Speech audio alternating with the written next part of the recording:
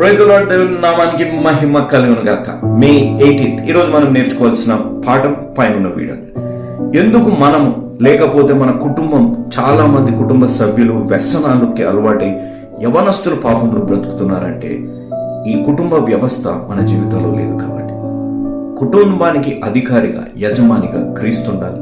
దాని తర్వాత క్రీస్తు ద్వారా ఆత్మీయంగా బలపడి రక్షణ పొంది నాయకుడుగా భర్త ఉండాలి. ఆ భర్త భార్యల సంబంధం కుటుంబ వ్యవస్థని, బిడ్డలని ప్రభావితం చేసే విధంగా వారిద్దరి మధ్య సంబంధం, వారిద్దరిది దేవుడితో సంబంధం బలంగా ఉండాలి అనేది గ్రహించాలి. చాలా మంది కుటుంబాలలో కో పేరెంటింగ్ చేయాలి.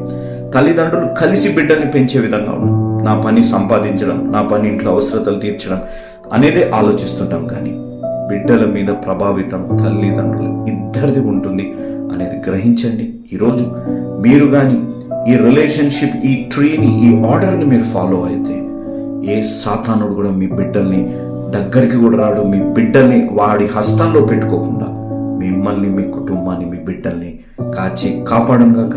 ఇలాంటి ఆత్మీయ జీవితం, ఇలాంటి కుటుంబ వ్యవస్థలో క్రీస్తు మీ కుటుంబానికి అధికారిగా ఉంటే మీరు నడిపింపబడండి.